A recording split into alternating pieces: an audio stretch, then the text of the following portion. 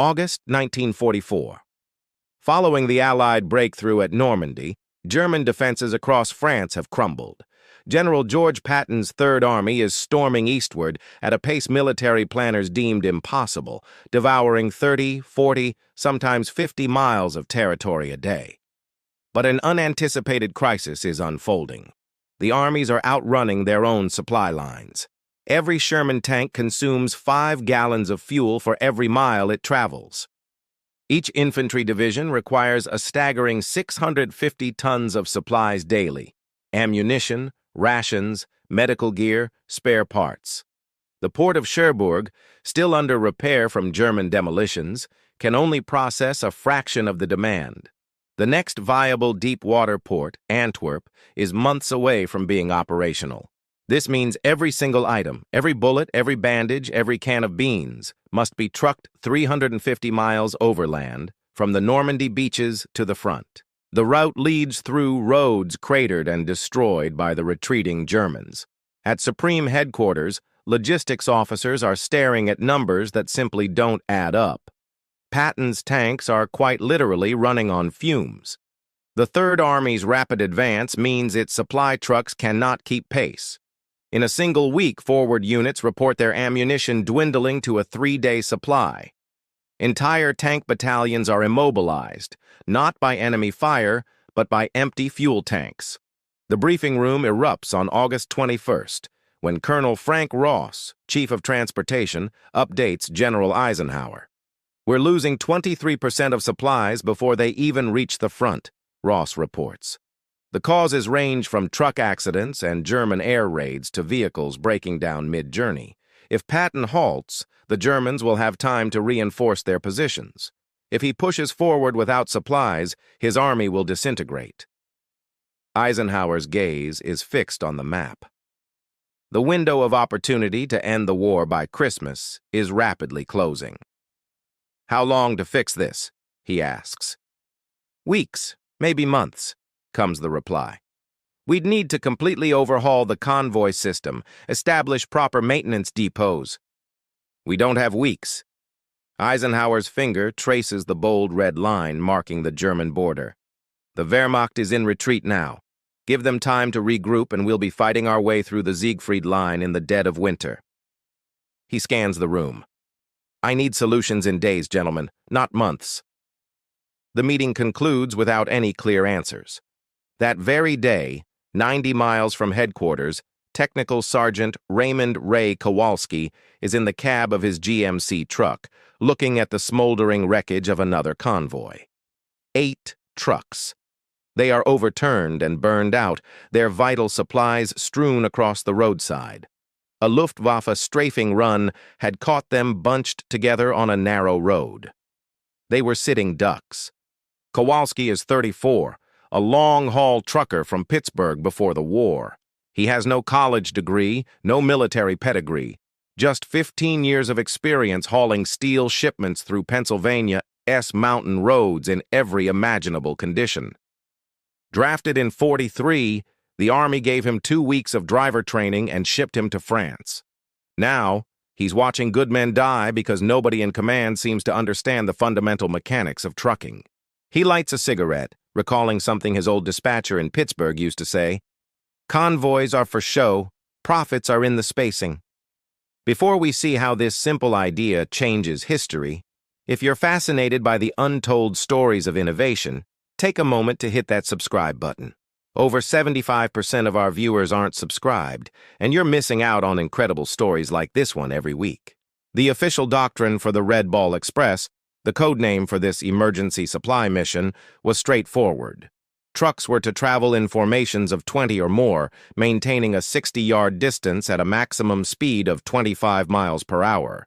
The prevailing wisdom was safety in numbers. Kowalski has driven 6 of these convoys in the last 2 weeks.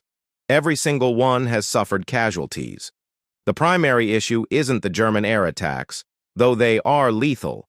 The real problem is what happens before the attack. A formation of 20 trucks clustered on a rural French road creates a target visible from 10 miles away. When the lead vehicle spots enemy aircraft, the entire convoy grinds to a halt. Evasive maneuvers are impossible. The trucks ahead are blocked by the trucks behind. The spacing meant to provide safety instead creates a perfect, concentrated kill zone. But Kowalski is noticing something else. On August 23rd, his convoy is delayed at a depot for 6 hours while trucks are loaded unevenly.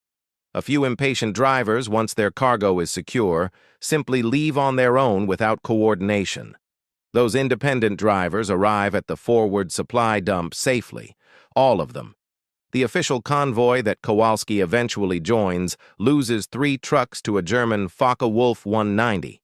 He begins to track the pattern. Independent trucks, traveling alone or in pairs, are spread out over hours instead of being clustered in a 30-minute window.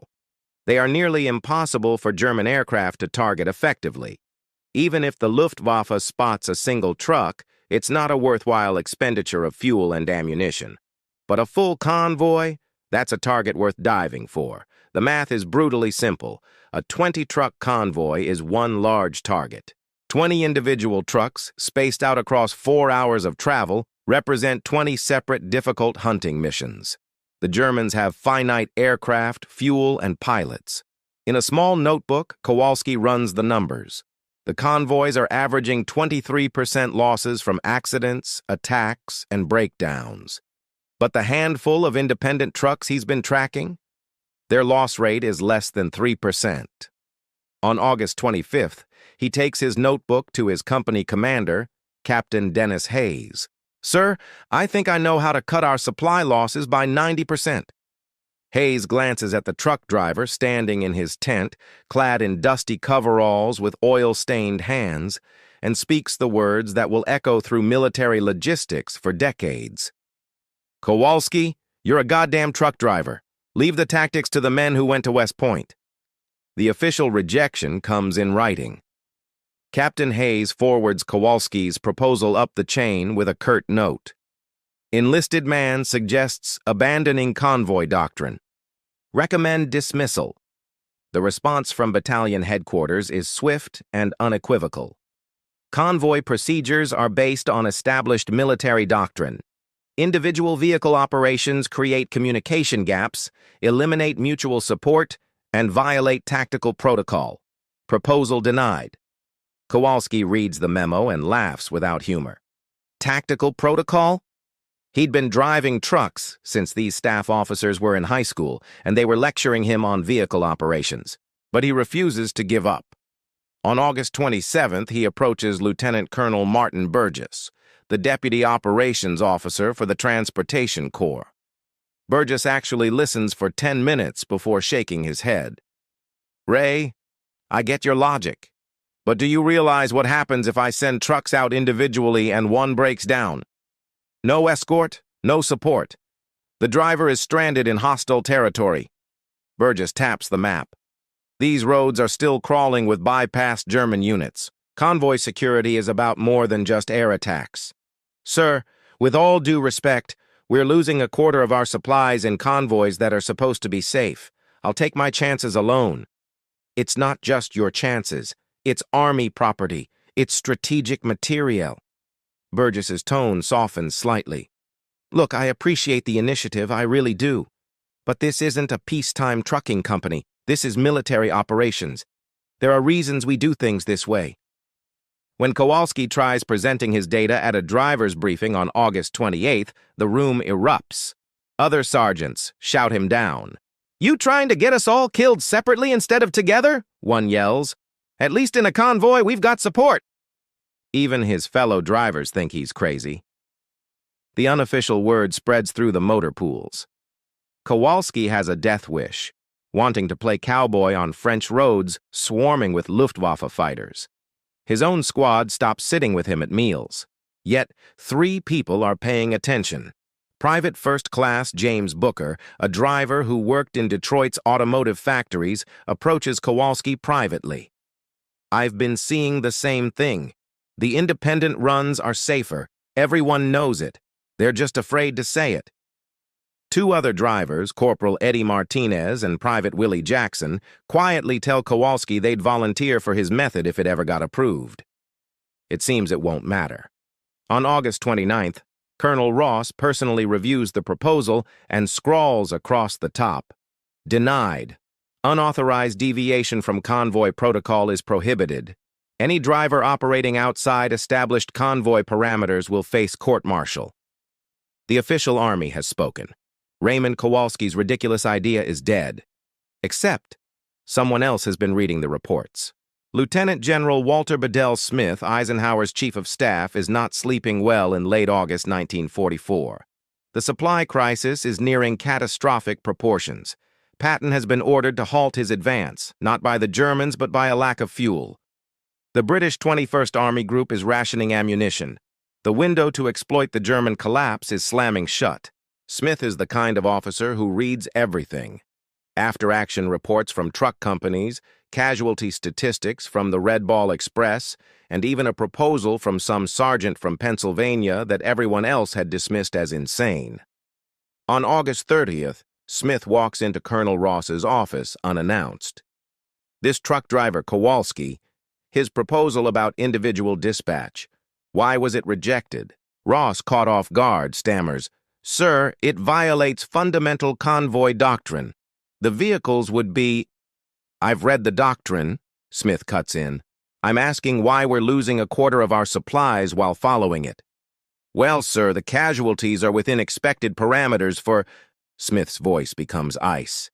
"Expected parameters? General Patton's entire army is immobilized because we're accepting expected parameters. Get me this sergeant now."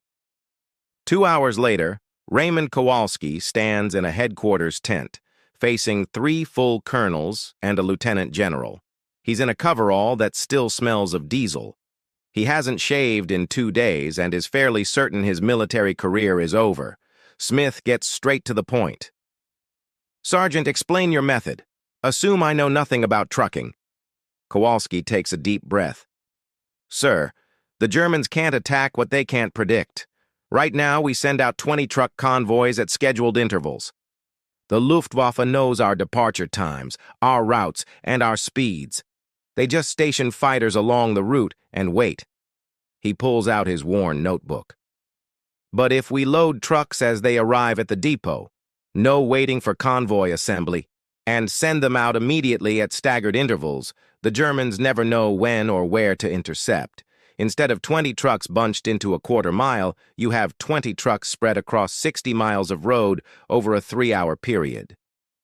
"What about breakdowns?" Colonel Ross interrupts. "What about enemy ground forces?" "Same solution as now, sir. We still run escort jeeps on patrol routes, but one broken-down truck doesn't stop 19 others, and a bypassed German unit might ambush one truck. In a convoy, they'd ambush 20. The room falls silent. Smith studies the numbers Kowalski has tracked. Conventional convoys, 23% losses. Independent trucks, 3% losses. "The data set is too small," Ross argues. "It's anecdotal evidence from a handful of—" "Then test it." Smith's decision is immediate. "Sergeant Kowalski, you will run a trial operation, 1 week. 20 trucks using your dispatch method. If losses drop below 10%, we implement it system-wide." Ross's face turns crimson. "Sir, if this fails—" "Then I will take responsibility," Smith states flatly. "But if it works, and we failed to try it, that failure is also mine." He turns his gaze to Kowalski. "You have your chance, Sergeant. Don't waste it." September 1st, 1944. Kowalski stands at the Alencon supply depot, watching 20 trucks roll in for loading. This is his test, his one shot. If he fails, men will die, and he'll likely spend the rest of the war in the stockade. If he succeeds, he could save thousands of lives. The traditional convoy method would have all 20 trucks wait until every vehicle is loaded, a process that usually takes 4 to 6 hours. Then they would depart together in formation, 60 yards apart, at a steady 25 miles per hour. Total time from depot arrival to delivery, roughly 20 hours. Kowalski's method is radically different. The first truck is loaded at 0600 hours. He doesn't make it wait. "You're gone. Route 7. Standard speed, independent operation." The driver looks nervous but nods and rolls out. The second truck is ready at 06:08. Go! The third at 06:33. Go! Instead of one convoy departing at noon, Kowalski dispatches 20 individual trucks between 0600 and 1100, a 5-hour window of staggered departures. At any given moment, they are spread across 90 miles of road, traveling at speeds optimal for the conditions, not a fixed formation. He also changes the speed directive. Instead of the mandatory 25 mph convoy crawl, he tells his experienced drivers, "Run what's safe. You know these roads. If you can do 40, do 40. If it's 30, it's 30. The observers from the Transportation Corps are aghast. Colonel Ross's deputy is busy noting violations. Exceeding speed limits, no convoy organization, individual vehicle operations in a combat zone. But something remarkable begins to happen. The trucks start arriving at the forward supply dumps faster than any convoy ever has. The first vehicle reaches the 3rd Army Depot at 18:30 hours, a 12.5-hour trip, 90 minutes faster than the convoy average. The last truck arrives safely the next morning. All 20 trucks deliver their cargo. 0 losses, 0 attacks. There is only one minor breakdown, a flat tire, which the driver changes himself before continuing on, delaying no one. The Luftwaffe does spot 3 of Kowalski's trucks during the run, but intercepting a single truck requires a fighter to divert from its patrol, hunt down one target, and expend valuable ammunition for a minimal payoff. 2 pilots don't bother.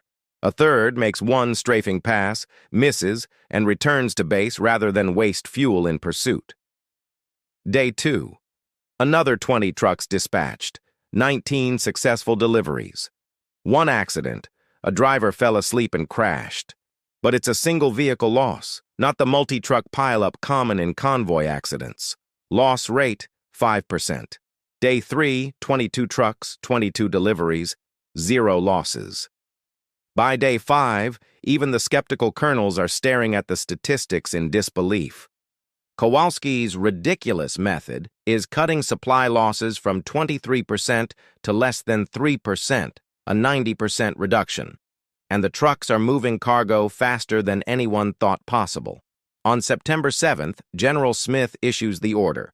All Red Ball Express operations will immediately adopt staggered individual dispatch protocols as developed by Technical Sergeant Raymond Kowalski. The transformation is almost instantaneous. By mid-September, the entire Red Ball Express, a fleet of nearly 6,000 trucks, has abandoned traditional convoy operations. Depots now load and dispatch vehicles continuously, 24 hours a day. Trucks depart every 3 to 5 minutes instead of massing into vulnerable formations.